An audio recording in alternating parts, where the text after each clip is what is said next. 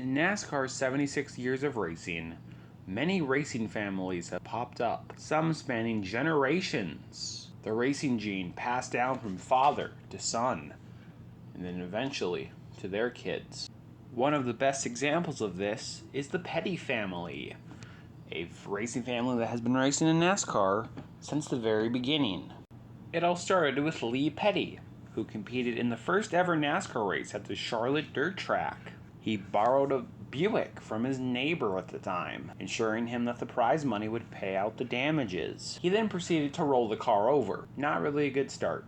This did not deter the young Petty, who went on to win the 1949 race at Hildenberg Raceway. He did it while driving the number 42. This would also start the Petty's journey with Chrysler, as the 42 was a Plymouth. Lee would go on to win the 1954, 1958, and 1959 championships. Also in 1959, he would win the first Daytona 500. But just like anything with NASCAR, it was in a controversial way. NASCAR declared Beauchamp the winner, but 3 days later, Lee Petty was declared the winner.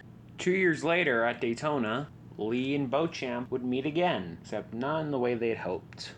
During the qualifying races for the 1961 Daytona 500, Lee and Johnny Beauchamp would collide, sending both of their cars up the track, breaking the guardrail and being launched outside the track. Both cars were totaled, and Lee Petty retired from full-time cup racing soon after the crash. He made a few more starts in the later years, but he was never the same in pace, and eventually retired after failing to qualify for the 1964 Watkins Glen race. And with that, the Petty family entered a new era, and Lee's legacy was passed down to his son, Richard Petty. To simplify it, Richard Petty became the king of NASCAR. In 1958, Richard Petty would make his debut at CNE Stadium in Canada, driving the number 142. He was the 1959 Rookie of the Year and also participated in the first Daytona 500. In 1959, Richard Petty would win his first race in Lakewood, Georgia, beating out his father Lee. But Lee Petty had reported to the officials that there was a scoring error and that he was the actual winner. NASCAR agreed with Lee, and he was handed the win over his son. A year later at Charlotte, Richard Petty would get his first win, and actually keep it this time. A thing to note is that Richard Petty's younger brother Maurice Petty made a couple starts in the 1960s. But he was more of an engine builder / crew chief than a racer. But he was inducted into the Hall of Fame in 2011. He is credited with 212 wins as the engine builder. Going back to Richard, in his long career, Richard Petty would win 7 championships, 7 Daytona 500s, and over 200 Cup Series wins, a record that will probably never be beaten. However, because Petty's career was so long, near the end of it, he was falling off the pace. After winning his 200th win, he never won a race again, and retired in 1992. And thus, another new era for the Petty family, as the Prince Kyle Petty would continue Richard and Lee's legacy. In 1979, Kyle Petty would make his ARCA debut at Daytona, and win on debut, setting high hopes for the Prince. The main difference between Kyle and Richard was that Richard always stuck with the Petty Enterprises team. There was really never a time where he was out of the 43, and when there was, it was very odd. But Kyle Petty jumped around from team to team. At one point, Kyle drove for the Wood Brothers, which, if you know anything about the Petty and Wood Brothers rivalry, was very unexpected. Kyle Petty would get his first win at Richmond in 1986. After battling Dale Earnhardt for the win. Kyle went on to win 7 more races in his career, even starting up his own team at one point and fielding number 44, which would become an icon of the 90s with sponsorship from Hot Wheels. Also in the 90s, Maurice Petty's son, Richie Petty, would make his debut in the number 53, but he only qualified for 4 races in 2 years. He had a best finish of 25th at Talladega in 1993, but entering the 2000s, there was a new hope. Adam Petty. He would lead the Petty family and Petty Enterprises into the 2000s. At least, that's how it should have been. This is how Adam Petty got lost in the laps. Adam Petty was born on July 10th, 1980. His father was Kyle Petty. His grandpa was Richard, and his great-grandpa was Lee Petty. He was immediately expected to be a race car driver by fans. Shortly after turning 18, in 1998, Adam Petty would make his ARCA debut with sponsorship from Spree prepaid phone cards, driving for Petty Enterprises in the number 45 at Charlotte Motor Speedway.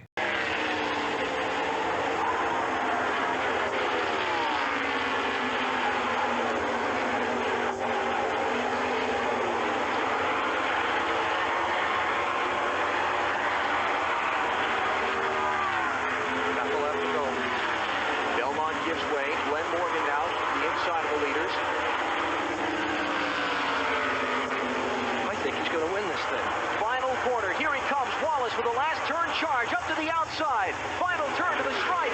He'll not do it. Adam Petty will win the Easy Care 100 at Charlotte. Tremendous victory for the 18-year-old youngster. His first super speedway start in the ARCA series. He will score the victory. Hand out the window, pumping his fist. The crowd on their feet, cheering him on. Just like his father, Adam won in his ARCA debut, putting everyone on notice. Remember, this is the time when Dale Earnhardt Jr. and Justin Labonte were rising the ranks. Adam would run the next race at Talladega with Spree back on the car and finish 29th. The plan for 1999 was to put Adam in the 45 car full-time in the Busch Series. Due to NASCAR rules, he would have to run a few Busch Series races before he can go full-time in 99. He would drive the 22 car for ST Motorsports in 3 races in the 1998 Busch Series season, with Spree sponsoring all 3 of them. At Gateway, he would finish 27th. At Rockingham, Adam would finish 38th. And at Homestead, Adam would finish 27th. For 1999, Adam would go full-time in the Busch Series, with Spree returning to sponsor the 45 Chevrolet. At Daytona, Adam would finish 6th. Adam would fail to qualify for Rockingham. At Darlington, Adam would finish 24th. At Texas, Adam would finish 39th. At Nashville, Adam would finish 13th. At Bristol, Adam would finish 18th. At Talladega, Adam would finish 23rd. At Auto Club, Adam would finish 4th. At New Hampshire, Adam would finish 24th. At Richmond, Adam would finish 28th. At Nazareth, Adam would finish 5th. At Charlotte, Adam would finish 43rd. At Dover, Adam would finish 40th. At South Boston, Adam finished 33rd. At Watkins Glen, Adam would finish 32nd. At Milwaukee, Adam would finish 30th. Adam would fail to qualify for the race at Myrtle Beach.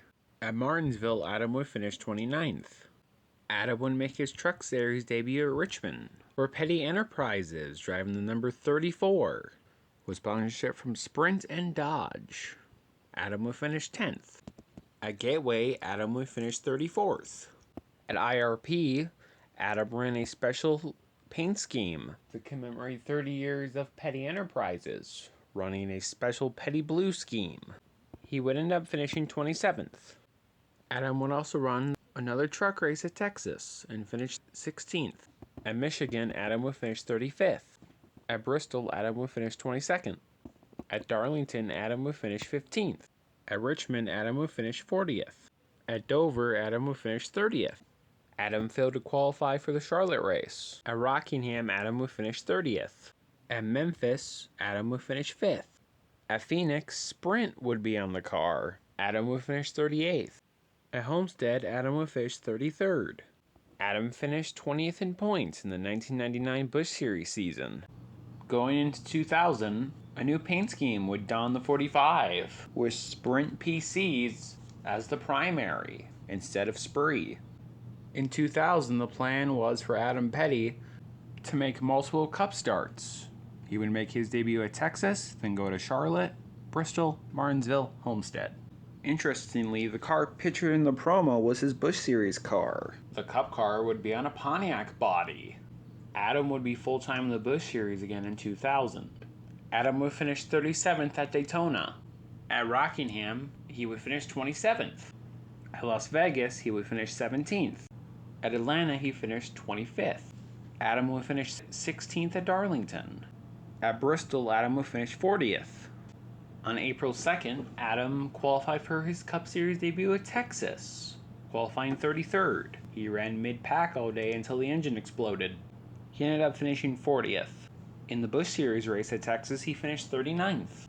At Nashville, Adam would finish 34th. At Talladega, Adam would finish 12th. At Auto Club, Adam would finish 27th. At Richmond, Adam would finish 16th. May 12, 2000. It's just another practice session at New Hampshire Motor Speedway. No TV crew, it's just another practice session. The number 45 exits turn 2. 45 flies down the backstretch. Enters turn 3. The throttle sticks. The 45 hits the wall head on, giving Adam a basal skull fracture, killing him instantly. He was 19 years old. Good afternoon from New Hampshire International Speedway. We greet you today with heavy, sorrow-filled hearts because during practice here yesterday, 19-year-old Adam Petty was killed. An accident in turn 3, taking the life of the 4th generation of racing Pettys. Adam Petty first grabbed headlines in this sport when he won his ARCA and Super Speedway debut at the Lowe's Motor Speedway in Charlotte back in October of 1998. Of late, this has been the best of times and the worst of times for the Petty family. The excitement of the family's involvement in the return of Dodge to NASCAR racing. The excitement of seeing Adam Petty move to the NASCAR Winston Cup circuit for the DirecTV 500 at Texas just a few short weeks ago. Then all of that tempered by the passing of the family's patriarch, Lee Petty. And now, just unbelievably, Adam Petty, at 19 years of age, having just begun to experience life, tragically taken from all of us. Needless to say, we offer our condolences to Kyle Petty, to his wife Patty, to Adam's brother Austin, his sister Montgomery Lee, to Richard and Linda Petty, the entire Petty family. A heartfelt condolence, although I'm afraid that at a time like this, our words just come up way too short of filling the void that certainly they have to be experiencing. Adam Petty, dead at the age of 19. We now go trackside here at the New Hampshire. In the aftermath of New Hampshire, the 45 would be withdrawn from the New Hampshire race. Kyle Petty would take over the 45, both in Busch and the Winston Cup Series. 8 weeks later, once again in New Hampshire, Kenny Irwin Jr. would be killed in a crash, similar to Adam Petty's, leading NASCAR to implement a kill switch. Just 8 years after Adam's death, the original Petty Enterprises team would merge with Gillette Everhand Racing to create Richard Petty Motorsports, marking the end of an era. Adam Petty will always be the biggest what if in NASCAR history. He could have been great if only he'd lived long enough to achieve it. That is how Adam Petty got lost in the laps.